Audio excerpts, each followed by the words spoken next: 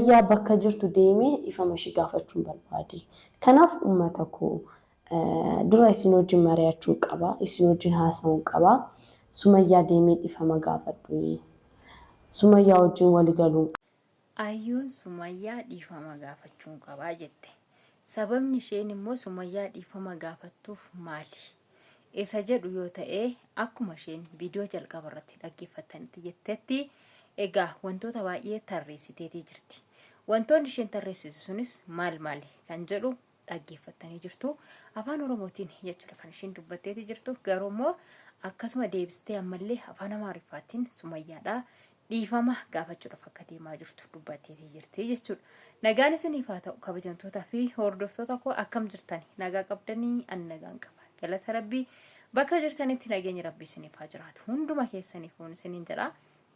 Egaa kabajamtoota hordoftoota koo akkuma sagalee jalqaba dhaggeeffanneet irratti jechuudha. Ayyuun wantoota baay'ee waan keessa ishee jiru akkasuma illee Saidoo faana akka karaa fuulduraatitti waliin jiraachuu hin dandeenye dubbatteetii jirti jechuudha. Waa'ee jara kanaatirraa dubbachuu dhiiseetiin hin jira. Maaliif hin dhiise yoo jettani anis waan jireenya borcaa akkasii keessa waanan jiruuf waan akkanaa keessa galeerree hin dubbadhu waan akkanaallee hojjechuudhaaf in danda'u yookiin immoo yeroo hin qabu kanan jedhu ofirraa dhiisee jira. Akkasuma immoo ofuma kootti fuuyyuu jireenyi nani keessa jiru waan jireenya akkasii sana keessa ta'eef jireenya borcaa sana waan ta'eef akkasuma immoo dabalata ta'e raawwatee taayimii namti ani amma itti keessa jiraataa jiru kuni waan yeroo ani taa'ee viidiyoo hojjedhu naaf ta'uu dideefin viidiyoo garagaraa hojjechuu dhiise. Amma immoo waaqayyo hoo jedhe immoo viidiyoo garagaraatiin akkasuma wantoota namoota bashannansiisanii fi waan immoo anis keessa jiru jireenya keessatti ofii kootii argamaa jirus akkasuma immoo wantoota garagaraa isiniif qabadhee nan dhufa jedhee abdiin qaba. Rabbi nagaa naaf haa kennu, hunduma keenyaafuu Rabbi nagaa nuuf haa kennu maleedha. Egaa narraa akka carraa ta'ee raawwadhee viidiyoo ayyuu tokko dhaggeeffadhee egaa isheenis har'uma gillakkistinatti fakkaata. Egaa Saidoo faana akka jireenya garaa fuulduraa itti fuftee jiraachuu hin dandeenye dubbataatidha jechuudha. Kan isheen jechaatii jirtu akkasuma viidiyoo haala darbeet irratti Saidoon illee ayyuu faana akka jiraachuu hin dandeenye sababni inni isii faana jiraachuu hin dandeenyeef maaliif waan isheen amantii isii jijjiiruu diddeefidha jechuudha kan inni jechaatii ture. Amma immoo isheen immoo sababni isheen isa faana jiraachuu hin dandeenyeef osoo isheedhaan hin mariisisin haadha manaa sadaffaa fuudhuu deemu isaa yookiin immoo haadha manaa sadaffaa fuudhuu isaatiin isa faana jiraachuu hin danda'u kan jettudha kan isheen dubbataatii turte. Haa ta'u malee immoo Sumayyaa dhiifama gaafadha kan jettu jechuudha isheen dubbataa turte.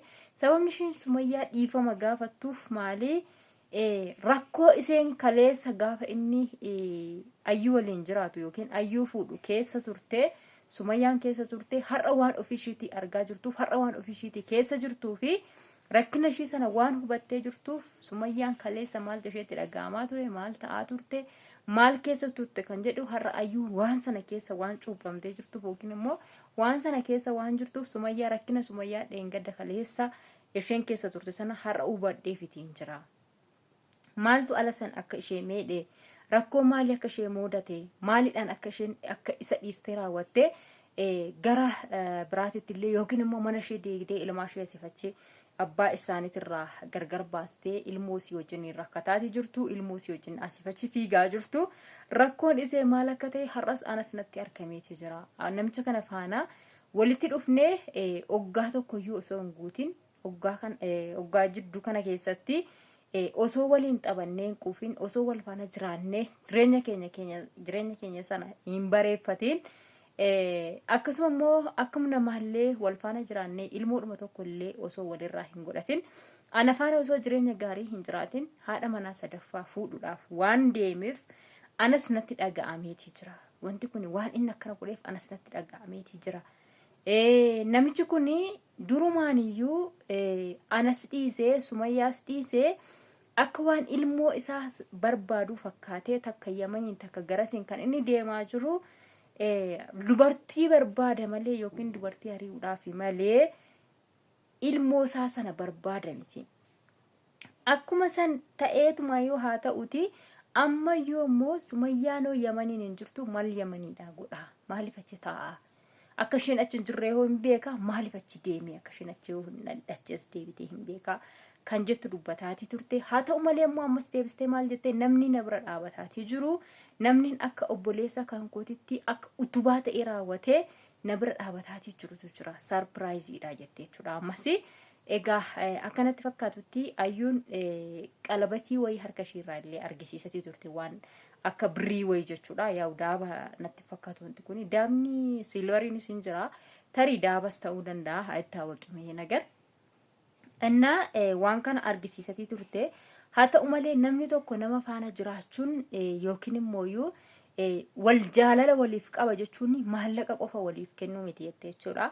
Maallaqa kan waliif kennuu qofa miti. Ani inni maallaqa naaf kenneedhaaf jaalala naaf ta'a miti maallaqni isaa suni.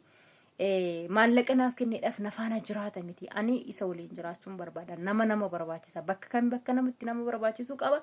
Bakka itti namallee nama hin barbaachisnetu jira jettee dhugaadha jechuudha iddoo kanatti. Maaliif namni nama barbaachisa. Nama kamiyyuu ta'iti namni si barbaachisa jechuudha.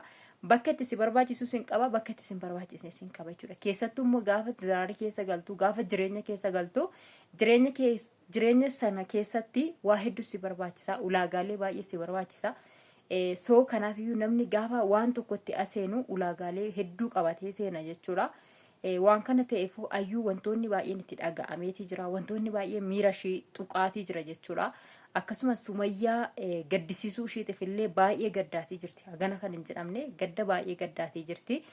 Sumayyaa deemee dhiifama gaafachuun qaba. Yoollee iseellee argee dhiifama iseen illee akka dhiifama ishee gaafadhu ishee dhabnaa eeyyamuu baattee sagalee kana akkanaaf dhaggeeffattee dhiifama kan koonaaf deebisuu dhiifama akkanaaf gootu jettee akkasuma mooyyuu kabajamtoota hordoftoota isheellee Sumayyaa dhaqee dhiifama gaafadhu moo hin gaafatin kan jettu gaafii keessatti jirti jechuudha namoota fi egaa kabajamtoota hordoftoota koo yeroo baay'eedhaaf mucaa kana waa baay'ee jechaanii turre waa baay'ee irratti dubbataa turre waa baay'ee irratti lolaatii turre jechuudha jireenya namaa kan diigesiidha sitooyyuu akkas godhee jennee raawwannee mucaa kana itti lolaatii turre haa ta'u malee namni ammuma buluu fi ammuma wanti hundi galuuf waa hunda hubataatii deema haa ta'u malee amma jireenya kaleessaa sana keessaa baatee har'a mucaan kun as deebitee balleessa ishee bartee Sumayyaadhumaan illee dhiifama nan gaafadha jechuun ishee baay'ee tokko nagarrameetii jira jechuudha. Sababni isaa maaliif kaleessa akkuma dhageessan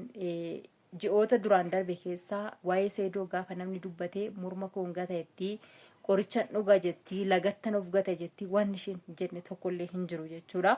Haa ta'u malee har'a immoo balleessa ishee bartee raawwattee asuma deebitee balleessa kan kooti anatu balleessee jira anatu Sumayyaa miidhee jira miidhamtee jirti kanaafiyyuu Sumayyaa bira dhaabachuun qaba Sumayyaa dhiifama gaafachuun qaba gaafa jettu baay'ee tokko nagarramtee isa dhugaa dubbachuudhaaf maaliif namni ammuma buluu jijjiirama ammuma umuriin namaa achi siqu daa'iminatiinis waa baay'ee keessa nama galchuu dandeessi akkasuma immoo illikiinis waa baay'ee keessa nama galchuu danda'a.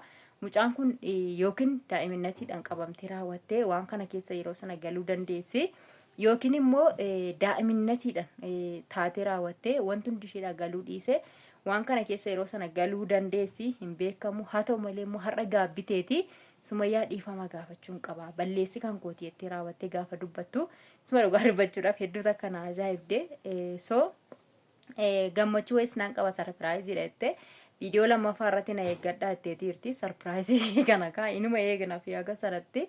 So Sumayyaa dhiifama gaafachuu isa jetteef immoo Sumayyaan dhiifama kana irraa fudhachuus dandeessi dhiisuus dandeessi jechuudha. Sababni isaa maali Sumayyaan durumayyuu an ayyuudhaaf jedhee raawwadhee lolaa hin jiru jettee dubbatteetii jirti. Akkasuma immoo wantoota baay'ee yeroo darbe isheen Sayidoodhaaf jettee raawwattee barakiinaan dhugaa maaliin ta'a isheen jettuu fi waan kanaan ishee abashaqaa jirti malee waa'ee ayyuutiif takka Sumayyaan yeroo ishiin dubbattu abbaa manaa koo narraa fudhatte yookiin immoo haadha manaa abbaa manaa kootiti jettee isheedhaa dubbatu yookiin isheedhaa lolu yookiin isheedhaa waa'ee ayyuutiif dubbatu hin dhageenye garuu waa'een barakiinati irratti ayyuu barakiinaa manaamni jettee raawwatte yeroo ishiin dubbattu yeroo baay'ee ni dhaga'a malee waa'ee ayyuutiif loluu ishee dhageetii hin beeku dhiifama kana yookiin irraa fudhachuu dandeessi.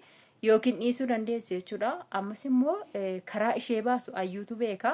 Gurbaa kana immoo akkuma kaleessa jaallattee du'uufanii maraachuufanii jettuuf wajjinumaan maraatti yoo taate iseetu beeka jechuudha karaa ishee baasu. Akkasuma immoo gurbicha kana dhiistee raawwattee jireenya ishee karaa fuulduraatti fufti yoo taate isheedha jechuudha kan murteessuu danda'u.